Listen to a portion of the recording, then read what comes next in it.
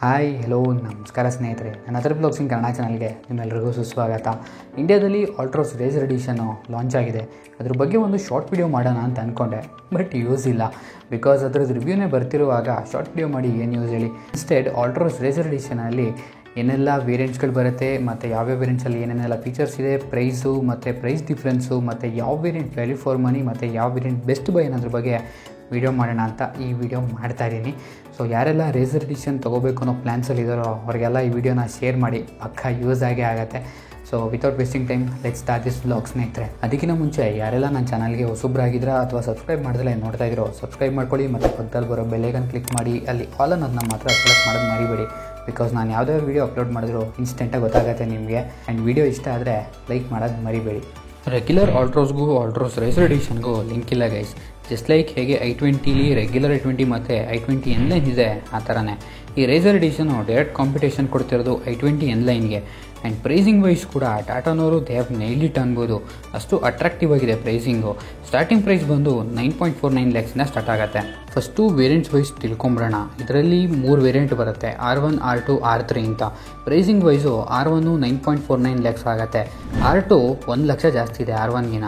R3 R2ಗಿನ 50,000 ಜಾಸ್ತಿ ಇದೆ. And ಇವಾಗ ಯಾವ್ಯಾವ ವೇರಿಯಂಟ್ಸಲ್ಲಿ ಏನೇನೆಲ್ಲ ಫೀಚರ್ಸ್ ಬರುತ್ತೆ ನೋಡೋಣ. ಫಸ್ಟು ಬೇಸ್ ವೇರಿಯಂಟು ಅಂದರೆ R1ನಲ್ಲಿ ಏನಿದೆ ನೋಡೋಣ. ಆ್ಯಕ್ಚುಲಿ ಬೇಕಾಗಿರೋ ನೆಸೆಸಿಟಿ ಆ್ಯಂಡ್ ಪ್ರೀಮಿಯಂ ಫೀಚರ್ಸ್ ಎರಡೂ ಇದೆ ಇದರಲ್ಲಿ. ಇಂಥದ್ದಿಲ್ಲ ಅನ್ನೋ ಹಂಗಿಲ್ಲ, ಆಲ್ಮೋಸ್ಟ್ ಎಲ್ಲನೂ ಲೋಡ್ ಮಾಡಿದ್ದಾರೆ. ಇಂಪಾರ್ಟೆಂಟ್ ಹೈಲೈಟ್ ಫೀಚರ್ಸ್ ಅಂದರೆ 16 inch alloy, 6 air bag, leatherette seats, 10.25 inch Harman infotainment system, automatic climate control, cruise control, rear AC vent, sporty exhaust ಮತ್ತು ಡ್ಯಾಶ್ ಬೋರ್ಡಲ್ಲಿ ಎಂಬಿಯಂಟ್ ಲೈಟು. ಇದಿಷ್ಟು R1 ಕತೆ. ನೆಕ್ಸ್ಟು R2ಲಿ ಮೇಯ್ನ್ಲಿ ಸನ್ರೂಫ್ ಮತ್ತು 360 camera highlight features ಅನ್ಬೋದು. Best features okay ಅನ್ಬೋದು. Price ಡಿಫ್ರೆನ್ಸ್ಗೆ ಎಷ್ಟು 0 ಇದೆಯೋ ಅಷ್ಟು ಎಕ್ಸ್ಟ್ರಾ ಫೀಚರ್ಸ್ ಇದೆ R2ಲಿ R1ಗೆ ಕಂಪೇರ್ ಮಾಡಿದ್ರೆ. ಟಾಪ್ ಎಂಡು ಅಂದರೆ R3ಲಿ iRA connected car features, ventilated seats ಮತ್ತು ಏರ್ ಪ್ಯೂರಿಫೈಯರ್ ಬರುತ್ತೆ.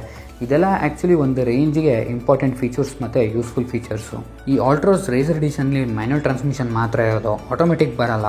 Engine wise Nexon petrol engine ಏನಿದೆ ಅದನ್ನೇ ಸೇಮ್ ಕೊಟ್ಟಿರೋದು. 120 bhp ಪವರ್ ಮತ್ತು 170 Nm ಟಾರ್ಕ್ ಪ್ರೊಡ್ಯೂಸ್ ಮಾಡುತ್ತೆ. ಸೊ ಎಲ್ಲ ವೇರಿಯಂಟು ಪ್ರೈಸಿಂಗ್ ತಿಳ್ಕೊಂಡ್ರಿ. ಆ್ಯಂಡ್ ಒಂದು ವೇರಿಯಂಟಿಂದ ಇನ್ನೊಂದು ವೇರಿಯಂಟ್ಗೆ ಇರೋಂಥ ಪ್ರೈಸ್ ಡಿಫ್ರೆನ್ಸ್ ಸಹ ತಿಳ್ಕೊಂಡ್ರಿ. ಆ್ಯಂಡ್ ಎಲ್ಲ ವೇರಿಯಂಟು ಫೀಚರ್ಸ್ ಸಹ ತಿಳ್ಕೊಂಡ್ರಿ. ಅಟ್ ಲಾಸ್ಟ್ ಯಾವ ವೇರಿಯಂಟ್ ಬೆಸ್ಟ್ ಬೈ ಮತ್ತು ಯಾವ ವೇರಿಯಂಟ್ ವ್ಯಾಲ್ಯೂ ಫಾರ್ ಮನಿ ಅನ್ನೋದ್ರ ಬಗ್ಗೆ ತಿಳ್ಕೊಳ್ಳೋಣ.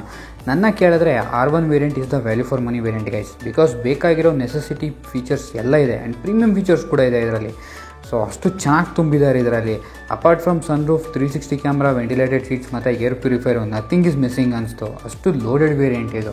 ಸನ್ರೂಫ್ ಮತ್ತು 360 ಕ್ಯಾಮ್ರಾ ಬೇಕೇ ಬೇಕು ಅಂದರೆ ಮಾತ್ರ R2 ಕನ್ಸಿಡರ್ ಮಾಡಿ. ಆರ್ಎಲ್ಸ್ ಎಕ್ಸ್ಟ್ರಾ 1 lakh ಪೇ ಮಾಡೋದು ನನಗೇನೋ ವರ್ತ್ ಅನಿಸ್ತಾ ಇಲ್ಲ.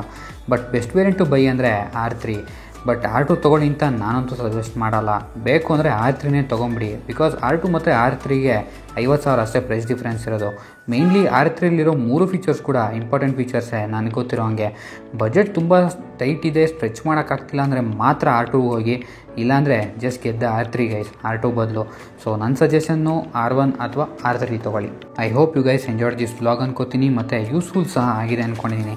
ಇಷ್ಟ ಆಗಿದ್ದರೆ ಲೈಕ್ ಮಾಡಿ, ಶೇರ್ ಮಾಡಿ ಮತ್ತು ಚಾನಲ್ಗೆ ಸಬ್ಸ್ಕ್ರೈಬ್ ಮಾಡಿಲ್ಲ ಅಂದರೆ ಸಬ್ಸ್ಕ್ರೈಬ್ ಮಾಡಿ ಅಂತ ಹೇಳ್ತಾ ನಾನು ನಿಮಗೆ ಮುಂದಿನ ವಿಡಿಯೋಲಿ ಸಿಗ್ತೀನಿ. ಅಂಟಿಲ್ ದೆನ್ ಸರ್ವೇ ಜನ ಸುಖಿನೋ ಭವಂತು. ಪೀಸ್.